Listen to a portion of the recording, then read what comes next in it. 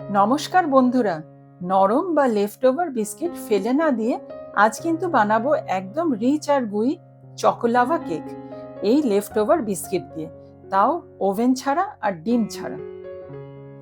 প্রথমে double বয়লারে fresh cream আর dark chocolate আমি melt করে একটা স্মুথ গ্লসি চকলেট মিক্স তৈরি করলাম।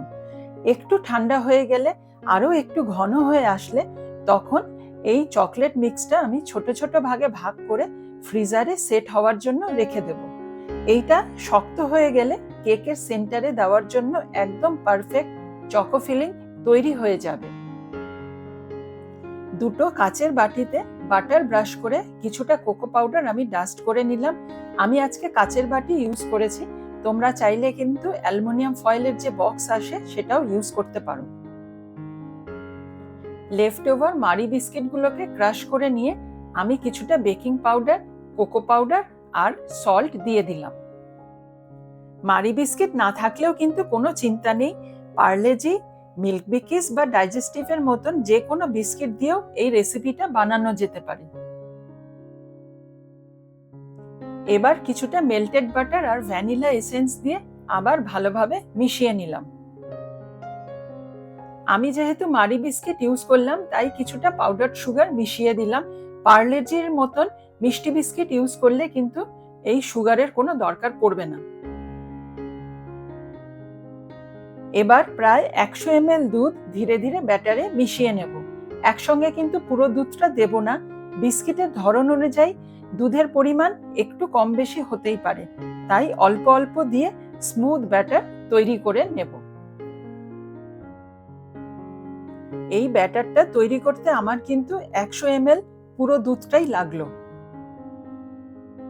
রেডি করে রাখা বাটিতে প্রথমে কিছুটা ব্যাটার দিয়ে তার উপরে ফ্রিজ করে রাখা চকো ফিলিংটা বসিয়ে দেব।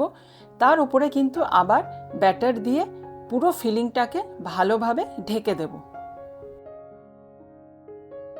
ফিলিংটা কিন্তু সবসময় একদম সেন্টারেই বসাতে হবে।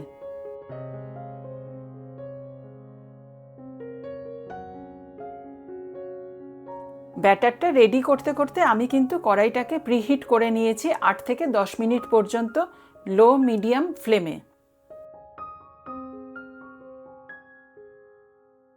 প্রিহিটেড কড়াইতে একটা স্ট্যান্ডের উপর অ্যালুমিনিয়াম ট্রেতে বাটিগুলোকে বসিয়ে ঢাকনি আটকিয়ে 12 থেকে 18 মিনিট পর্যন্ত লো হিটে আমি বেক করে নিচ্ছি।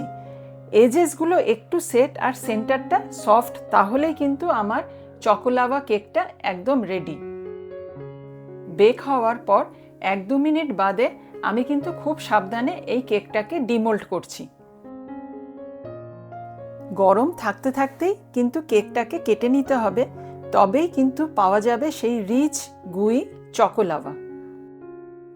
আমরা কিন্তু লেফটওভার বিস্কিটকে এইভাবে পাউডার করে কেক পুডিং বা ডেজার্টের বেস হিসাবে ইউজ করলে ওয়েস্টেজ কিছুটা কম হয়। কেকটা ঠান্ডা হয়ে গেলে কিন্তু কোনো চিন্তা নেই, সার্ভ করার আগে একটু গরম করে নিলেই ভেতরের চকো ফিলিংটা আবার গলে যাবে আর ফিরে পাওয়া যাবে সেই সুন্দর উজি লাভা। লেফটওভার বিস্কিট দিয়ে এমন সহজ ডেজার্ট যদি তোমার ভালো লেগে থাকে তাহলে ভিডিওটা সেভ করে রেখো পরে বানানোর জন্য, আর আমার চ্যানেলটাকে কিন্তু অবশ্যই সাবস্ক্রাইব করো।